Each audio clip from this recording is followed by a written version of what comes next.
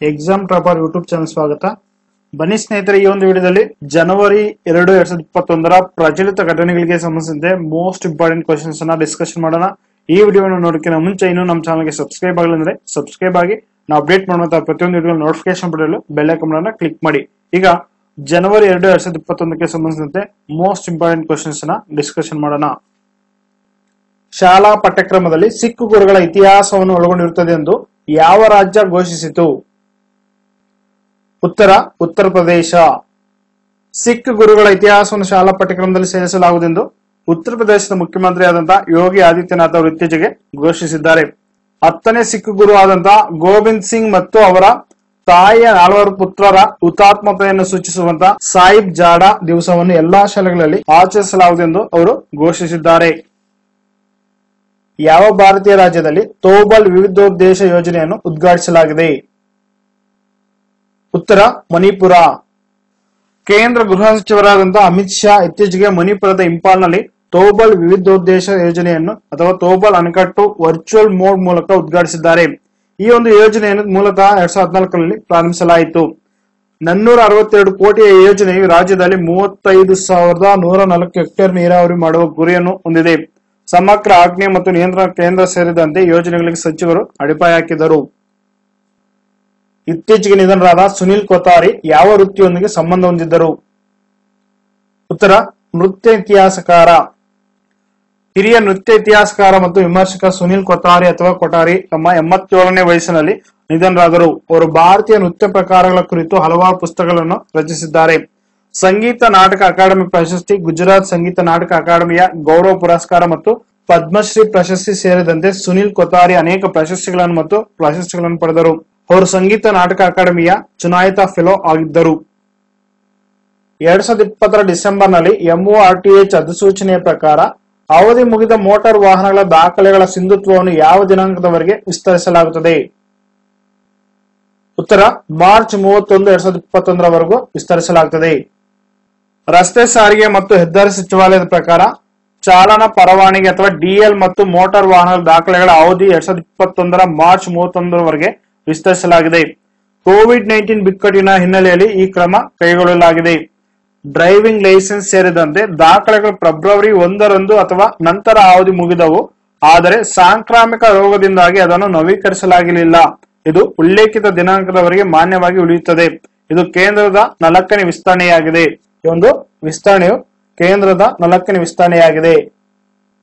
ಇತ್ತೀಚೆಗೆ ಸುದ್ದಿ ಮಾಡುತ್ತಿದ್ದ ಪೋಂಪೈ ಎಂಬ ಪುರಾತತ್ವ ಶಾಸ್ತ್ರದ ತಾಣವು ಯಾವ ದೇಶದಲ್ಲಿದೆ? ಉತ್ತರ, ಇಟಲಿ.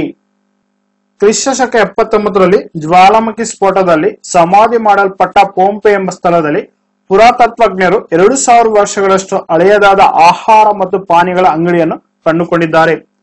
ಟೆರ್ಮೋಪೋಲಿಯಂ ಅಥವಾ Latin for hot drinks counter ಎಂದು ಕರೆಯಲ್ಪಡುವ ಅಂಗಡಿಯಲ್ಲಿ ಬಿಸಿ ಆಹಾರವನ್ನು ಹೊಂದಿರುವ ಕೆಲವು ಆಳವಾದ ಟೆರಾಕೋಟ್ ಜಾಡಿಗಳಲ್ಲಿ ಆಹಾರದ ಕುರುಹುಗಳನ್ನು ಅವರು ಕಂಡುಕೊಂಡಿದ್ದಾರೆ. ಇಟಲಿಯ ಬೇ ಆಫ್ ನೇಪಲ್ಸ್ ಕರಾವಳಿಯ ಸಮೀಪ ಇರುವ ಪುರಾತತ್ವ ಉದ್ಯಾನದ ರೇಜಿಯೋ ವಿ ಸೈಟ್ ನಲ್ಲಿ ಇದನ್ನು ಕಂಡುಹಿಡಿಯಲಾಯಿತು. ಇತ್ತೀಚೆಗೆ ಬ್ರಹ್ಮಪುತ್ರ ಮುಕಟಾ ನದಿ ಪ್ರಯಾಣವನ್ನು ಯಾವ ರಾಜ್ಯದಲ್ಲಿ ಉದ್ಘಾಟಿಸಲಾಗಿದೆ? ಉತ್ತರ, ಅಸ್ಸಾಂ. ಈ ಒಂದು ಕ್ವಶನ್ ಗೆ ಸಂಬಂಧಿಸಿದಂತೆ ಇನ್ಫಾರ್ಮೇಶನ್ ಅನ್ನ ನೋಡೋಣ. ಅಸ್ಸಾಂ ರಾಜ್ಯದಲ್ಲಿ ನದಿ ಪ್ರವಾಸೋದ್ಯಮವನ್ನು ಉತ್ತೇಜಿಸುವ ಸಲುವಾಗಿ ಅಸ್ಸಾಂನ ಮುಖ್ಯಮಂತ್ರಿಯಾದಂತಹ ಸರ್ಬಾನಂದ ಸೋನೋವಾಲ್ ಅವರು ದಿಬ್ರುಗಢ್ ದ ಬೋಗಿಬಿಲ್ ಸೇತುವೆ ಬಳಿ ಬ್ರಹ್ಮಪುತ್ರದ ದಂಡೆಯಲ್ಲಿ ನದಿ ವಿಹಾರವನ್ನು ಬ್ರಹ್ಮಪುತ್ರ ಮುಕುಟ ಎಂದು ಉದ್ಘಾಟಿಸಿದರು. 1.5 ವರ್ಷಗಳಲ್ಲಿ ನಿರ್ಮಿಸಲಾದ ಕ್ರೂಸ್ ABCD ಎಕ್ಸ್ಪ್ಲೋರೇಷನ್ ಕಂಪನಿ ಯೋಜನೆಯಾಗಿದ್ದು, ಇಬ್ಬರು ಸ್ಥಳೀಯ ಯುವಕರಾದ ಧೀರಜ್ ಬಿಕಾಸ್ ಗೊಗಾಯ್ ಮತ್ತು ಉದಯ್ ಶಂಕರ್ ಮೋಹನ್ ಅವರು ಉಪಕ್ರಮದೊಂದಿಗೆ ಸಂಬಂಧ ಹೊಂದಿದ್ದಾರೆ.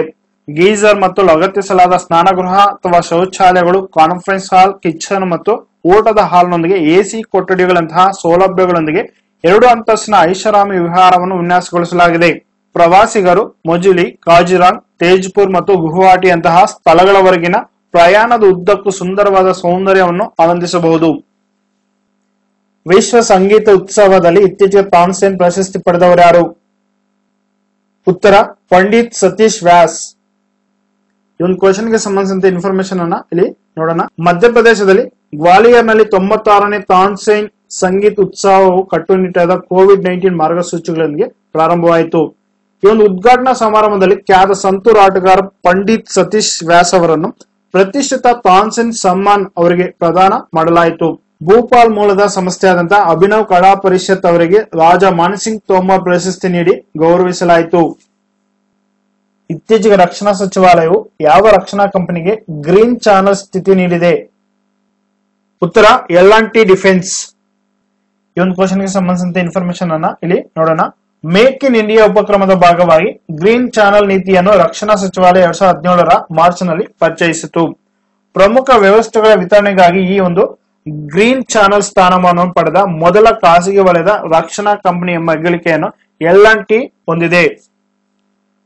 ಇತ್ತೀಚೆಗೆ ಮಯಿಲಾಡುತುರೈ ಯಾವ ರಾಜ್ಯದ 38ನೇ ಜಿಲ್ಲೆಯಾಗಿದೆ? ಉತ್ತರ ತಮಿಳುನಾಡು. ಈ ಒಂದು ಮಯಿಲಾಡುತುರೈ ಎಂಬ ಜಿಲ್ಲೆಯು ತಮಿಳುನಾಡಿನ 38ನೇ ಜಿಲ್ಲೆಯಾಗಿ ರಚನೆಯಾಗಿದೆ. ಎಲ್ಲಾ ರಾಜ್ಯ ಮದರಸೆಗಳನ್ನು ರದ್ದು ಮಾಡಿ ಅವುಗಳನ್ನು ಸಾಮಾನ್ಯ ಶಾಲೆಗಳಾಗಿ ಪರಿವರ್ತಿಸುವ ಮಸೂದೆಯನ್ನು ಯಾವ ರಾಜ್ಯ ಇತ್ತೀಚೆಗೆ ಅಂಗೀಕರಿಸಿದೆ? ಉತ್ತರ ಅಸ್ಸಾಂ. ಈ ಒಂದು ಕ್ವಶನ್ಗೆ ಸಂಬಂಧಿಸಿದಂತೆ ಇನ್ಫಾರ್ಮೇಶನ್ ಅನ್ನ ಇಲ್ಲಿ ನೋಡೋಣ.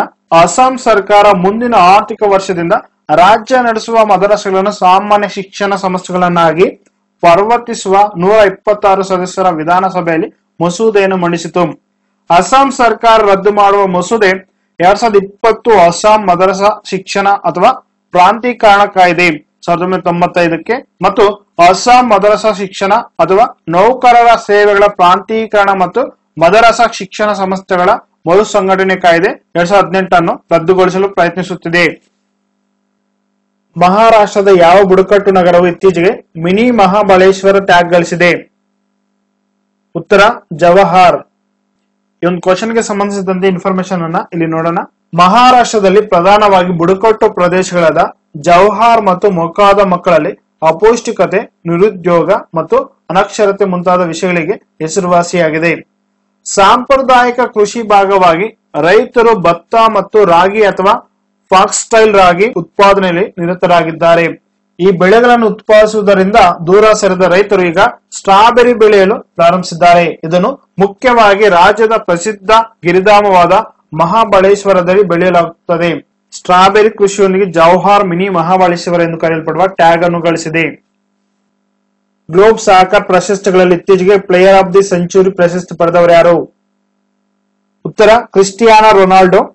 ಗ್ಲೋಬಲ್ ಸಾಕರ್ ಪ್ರಶಸ್ತಿಗಳಲ್ಲಿ ಇತ್ತೀಚೆಗೆ ಪ್ಲೇಯರ್ ಆಫ್ ದಿ ಸೆಂಚುರಿ ಎಂಬ ಪ್ರಶಸ್ತಿಯನ್ನು ಕ್ರಿಸ್ಟಿಯಾನೋ ರೊನಾಲ್ಡೋ ಅವರವರು ಪಡ್ಕೊಂಡಿದ್ದಾರೆ. ಭಾರತದ ಅತ್ಯುನ್ನತ ಹವಾಮಾನ ಕೇಂದ್ರವನ್ನು ಇತ್ತೀಚೆಗೆ ಉದ್ಘಾಟಿಸಿದ ಸ್ಥಳ ಎಲ್ಲಿದೆ? ಉತ್ತರ ಲೇಹ್. ಕೇಂದ್ರ ವಿಜ್ಞಾನ ಮತ್ತು ತಂತ್ರಜ್ಞಾನ ಸಚಿವರಾದಂತಹ ಹರ್ಷವರ್ಧನ್ ಅವರು ವಿಡಿಯೋ ಕಾನ್ಫರೆನ್ಸಿಂಗ್ ಮೂಲಕ ಲೇಹ್ ಅಥವಾ ಲಡಾಖ್ ನಲ್ಲಿ ಹವಾಮಾನ ಅಥವಾ ಮೆಟ್ ಕೇಂದ್ರವನ್ನು ಉದ್ಘಾಟಿಸಿದರು. ಯಾವ ಹೂವುಗಳ ಹೊಸ ಪ್ರಭೇದ ಪೋರ್ಚುಲಾಕಾ ಲಾಲ್ಜಿಯನ್ನು ಇತ್ತೀಚೆಗೆ ಕಂಡುಹಿಡಿಯಲಾಗಿದೆ? ಉತ್ತರ ಸನ್ ರೋಸ್. ಈ ಒಂದು ಕ್ವಶನ್ಗೆ ಸಂಬಂಧಿಸಿದಂತೆ ಇನ್ಫಾರ್ಮೇಶನ್ ಅನ್ನ ಇಲ್ಲಿ ನೋಡೋಣ. ವಿಜ್ಞಾನಿಗಳು ಪೋರ್ಚುಲಾಕಾ ಲಾಲ್ಜಿ ಎಂಬ ಹೊಸ ಜಾತಿಯ ಹೂವನ್ನು ಕಂಡುಹಿಡಿದಿದ್ದಾರೆ. ಇದು ಪೂರ್ವ ಘಟ್ಟದಲ್ಲಿ ಅಂದ್ರೆ ಈಸ್ಟರ್ನ್ ಘಾಟ್ಸ್ ಅಲ್ಲಿ ಕಂಡುಬರುವ ಕಾಡು ಸನ್ ರೋಸ್ ಆಗಿದೆ. ಪೋರ್ಚುಲಾಕಾ ಲಾಲ್ಜಿಯನ್ನು ಆಂಧ್ರಪ್ರದೇಶದ ಪ್ರಕಾಶಂ ಜಿಲ್ಲೆಯಲ್ಲಿ ಕಂಡುಹಿಡಿಯಲಾಯಿತು. ಪೋರ್ಚುಲಾಕಾ ಲಾಲ್ಜಿಯ ವಿಶಿಷ್ಟ ಲಕ್ಷಣಗಳು ಹೀಗಿವೆ. ಟ್ಯೂಬರಸ್ ಬೇರುಗಳನ್ನ ಕಾಣಬಹುದು. ಕೊಳವೆಯ ಆಕಾರದ ಮೂಲವು ಶೇಖರಣಾ ಮೂಲವಾಗಿದೆ. ಇದು ದೊಡ್ಡದಾಗಿದೆ ಮತ್ತು ಶೇಖರಣಾ ಅಂಗವಾಗಿ ಕಾರ್ಯನಿರ್ವಹಿಸುತ್ತದೆ. I came upon A light house ಎಂಬ ಪುಸ್ತಕವನ್ನು ಇತ್ತೀಚೆಗೆ ಬರೆದವರು ಯಾರು? ಉತ್ತರ ಶಾಂತಾನು ನಾಯ್ಡು. 2020 ಪ್ರತಿಷ್ಠಿತ ಇಂಜಿನಿಯರ್ ಪ್ರಶಸ್ತಿ ನೀಡಿ ಯಾರನ್ನು ಗೌರವಿಸಲಾಗಿದೆ? ಉತ್ತರ VK ಯಾದವ್. ಈ ಒಂದು ಕ್ವಶನ್ಗೆ ಸಂಬಂಧಿಸಿದಂತೆ ಇನ್ಫಾರ್ಮೇಶನ್ ಅನ್ನ ನೋಡೋಣ. ರೈಲ್ವೆ ಮಂಡಳಿ ಅಧ್ಯಕ್ಷ ಮತ್ತು ಸಿಇಒ ಆಗಿರುವಂತಹ ವಿನೋದ್ ಕುಮಾರ್ ಯಾದವ್ ಅವರಿಗೆ ಪ್ರತಿಷ್ಠಿತ 2020 ಶ್ರೇಷ್ಠ ಇಂಜಿನಿಯರ್ ಪ್ರಶಸ್ತಿ ನೀಡಲಾಗಿದೆ. ಭಾರತೀಯ ರೈಲ್ವೆಯ ಆಧುನೀಕರಣ ಮತ್ತು ಸುಧಾರಣೆಗಳಿಗೆ ಅವರು ನೀಡಿರುವಂತಹ ಒಂದು ಅತ್ಯುತ್ತಮ ಕೊಡುಗೆಗಳಿಗಾಗಿ ಈ ಪ್ರಶಸ್ತಿಯನ್ನು ಇನ್ಸ್ಟಿಟ್ಯೂಷನ್ ಆಫ್ ಇಂಜಿನಿಯರಿಂಗ್ ಮತ್ತು ತಂತ್ರಜ್ಞಾನ ಅಥವಾ IET ನೀಡಿದೆ. 2021 ಜನವರಿ 2ರ ಪ್ರಚಲಿತ ಘಟನೆಗಳಿಗೆ ಸಂಬಂಧಿಸಿದಂತೆ ನಾವು ಕೊಟ್ಟಂತ ಮಾಹಿತಿ ನಿಮಗೆ ಇಷ್ಟವಾದರೆ ನಮ್ಮ ಚಾನಲ್ ಸಬ್ಸ್ಕ್ರೈಬ್ ಮಾಡಿ, ಲೈಕ್ ಮಾಡಿ, ಕಮೆಂಟ್ ಮಾಡಿ, ಶೇರ್ ಮಾಡಿ. Thank you for watching.